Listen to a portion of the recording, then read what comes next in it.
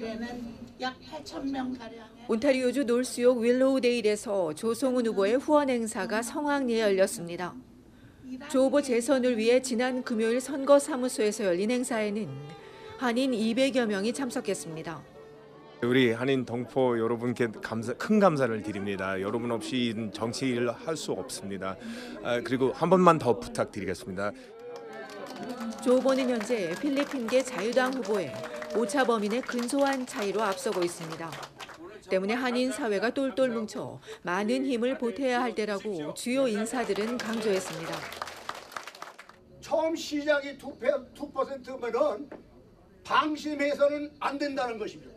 우리 한인 사회가 경각심을 가져야 돼요. 이길 수 있는 자신감을 가져야 돼요. 여러분들 조금만 더 도와주면은 거의 당선이 확실시한 것으로 저는 생각이 됩니다. 선거에도 적극적인 참여를 부탁했습니다. 한 분씩 적극적으로 설득하셔서 그분들이 투표를 하게 하시고 한 분이 또 한 분씩 하시게 되면은 우리가 4배의 투표율이 오르게 되는 것입니다. 말로만뿐만 아니라 정말 우리 이웃을 찾아가서 이번에 우리 스탠조가 압도적으로 승리할 수 있도록 우리 힘을 모았으면 좋겠습니다. 북부 토론토 한인 번영회 최연주 회장은 코로나로 어려운 시기 연방과 토론토, 온주의 도움을 요청했는데 조 의원은 달랐다며 꼭 재당선시켜야 한다고 강조했습니다. 스탠조 같은 경우는 윌로데일 아니어도 괜찮아요. 어디든지 괜찮아요. 어느 지역에도 상관없어요. 내 선거구 아니어도 괜찮아요. 한국 사람들이 도움을 필요하면 제가 할 수 있는 다 도와드릴게요. 그랬던 유일한 사람입니다. 이외에 질 던럽 교육부 장관이 멀리서 행사에 참석한 가운데 앞서 지난달 말 사무소 개소식에는 주요 장관들이 참석해 조 후보를 응원한 바 있습니다. 이날도 행사 전후로 캔버싱을 다녀온 조 후보는 무엇보다도 캠페인에 동참하는 한인 후배들을 보면서 큰 힘을 얻는다고 강조했습니다. 2세, 3세들 volunteer 젊은이들이 많이 나와요. To our campaign, the next generation of Koreans, and they say to me, 나도 이제 정치를 하고 싶다. 저는 그 말 듣고서 when I hear that, I get strength, 힘을 받아요. 그래서 우리 여러분 한인 동포 여러분이 이 나라에 오셔서 고생 많이 하셨기 때문에 우리 2세, 3세들이 이런 큰 일을 할 기회가 있습니다. 여러분께 감사드립니다.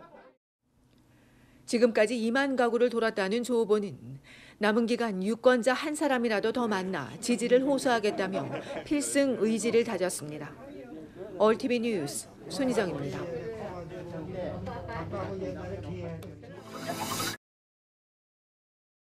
지난 주말 온타리오주 곳곳에서 교통사고가 이어졌습니다.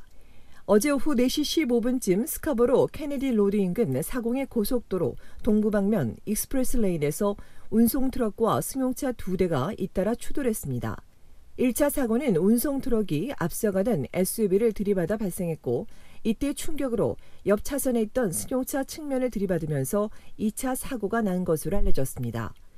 이 사고로 한 명은 차에 갇혔다 구조되는 등 2명이 크게 다쳐 병원으로 옮겨졌으며 5명은 현장에서 치료를 받았습니다.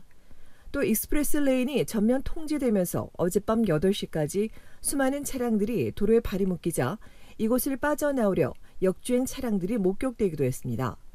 사고 충격으로 차량들이 찌그러진 가운데 할튼 지역 경찰이 정확한 사고 원인을 조사하고 있습니다. 앞서 어제 오후 3시 15분엔 밀튼 데리로드와 제임스 스노우 파크웨이 교차로에서 오토바이와 현대 투싼이 충돌했습니다. 이 사고로 오토바이 운전자가 그 자리에서 숨졌고 투싼에 타고 있던 86세 할아버지와 79세 할머니가 병원으로 이송돼 치료를 받고 있습니다. 경찰은 차량 블랙박스와 주변 폐쇄 회로 등을 토대로 정확한 사고 원인을 조사 중입니다. 빈 차가 여성을 덮쳐 숨지게 하는 사고도 있었습니다. 어제 오후 1시 반쯤 미시사가 사우스다운 로드와 트러스콧 드라이브에 있는 드라이브웨이에서 58세 여성이 아무도 타고 있지 않은 빈 차에 깔렸습니다. 신고를 받은 긴급 구조대가 출동해 여성을 병원으로 이송했으나 끝내 숨졌습니다. 빌적 경찰은 사고사인 것으로 보고 사고 경위 등을 조사하고 있습니다.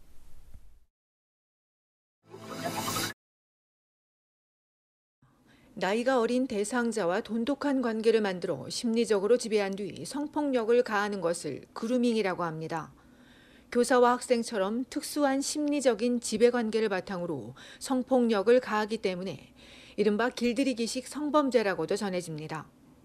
이런 방식으로 자신이 16살이던 해 음악 선생님에게 성폭력 당했다고 폭로한 다니엘 한 씨. 그 선생님을 처음 알게 된 건 온타리오주 리치몬드 일에 있는 가톨릭 고등학교에서였습니다. 피해자는 자신보다 10살 위였던 크리스토퍼 잉 씨가 자신이 11학년이 되던 해 방과 후 페이스북을 통해 연락을 하며 계속 친절을 베풀었는데 처음엔 전혀 의심하지 않았다고 전했습니다. 그렇게 선생님이라는 거역할 수 없는 의계를 이용해 남성은 성희롱과 추행을 시작으로 갈수록 정도가 심해지며 16살에 성폭력을 가하기에 이르렀습니다. 당시 경계와 건전한 관계를 배우지 못하고 지배당한 이 여성은 7년 동안 도움이나 폭로는 감히 생각할 수도 없었습니다.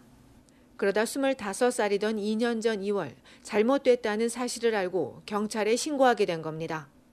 여성은 지금도 그루밍이 뭔지도 모르는 10대가 평소 잘 아는 가해자로부터 피해를 입을 수 있다며 성교육을 개선해야 한다고 강조했습니다. 이제는 27살이 된 한 씨는 법원이 정한 사건 공개 금지를 깨고 자신의 피해 사실을 공개했습니다.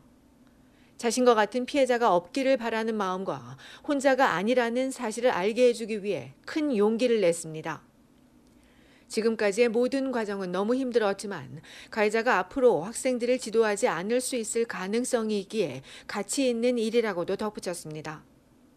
한편 그루밍 가해자인 잉은 지난주 뉴마켓에서 열린 재판에서 초기 6개월 가택연금 포함 18개월 조건부에 집행유예 3년을 선고받았습니다. 이 밖에도 온주 교사 관계당국이 이번 사건에 대해 조사 중인 가운데 조사 결과 징계위원회가 유죄를 선언하게 되면 잉은 교사 자격을 잃게 됩니다.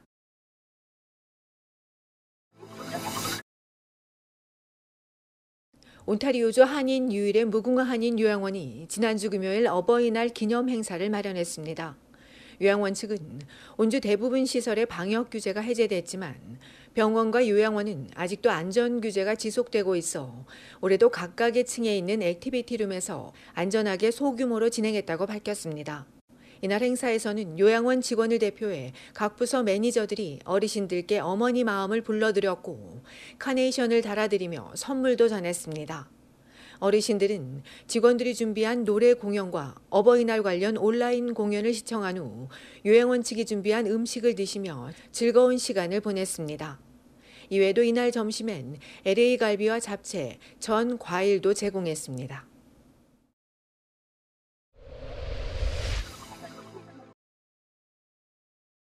연방보건당국이 제품 성분 표기에 오류가 있는 안약 2종을 리콜했습니다.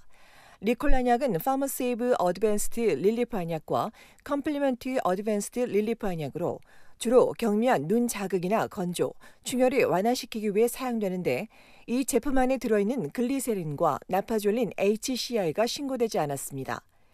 당국은 이번 조치와 관련해 소비자들로부터 불만이 접수됐다며 얼굴과 혀, 목의 발진, 가려움 등 알레르기 반응을 유발할 수 있는 해당 제품을 리콜한다고 발표했습니다.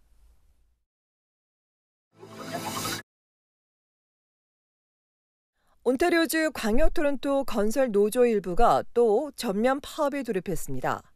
리우나 노조 183지부에 6만여 명 중 15,000여 명이 지난주 파업에 돌입한 데 이어 목수 지부 노조 15,000명이 단체 협상안을 거부하고 오늘 0시를 기해 추가 파업을 시작했습니다. 코로나 팬데믹 기간 내내 필수 업무라 여겨 건설 작업 현장에서 계속 일해왔다는 이들 노조는 최근 치솟는 생활비에 맞춰 임금을 인상해줘야 한다고 사측에 촉구했습니다. 주택 프레임과 타일, 카펫, 성형 작업 등 각 직능 분야 노조원이 추가 파업에 돌입하면서 온주 건설 계획에 큰 차질이 예상되고 있습니다. 한편 온주는 관련법상 건설 관련 근로자 파업은 최장 6주까지 가능합니다.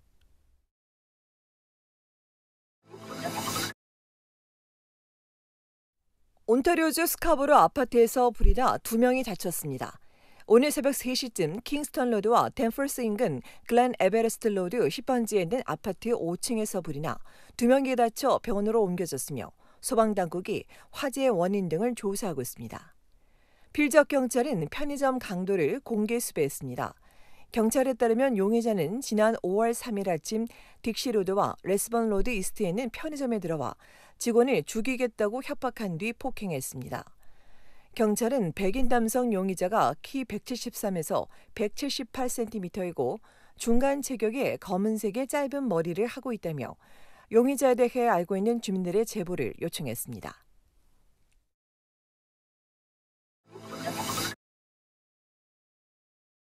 브리티시 콜롬비아주 웨스트 코스트 익스프레스를 이용하는 시민들이 오늘 아침 출근길에 큰 불편을 겪었습니다.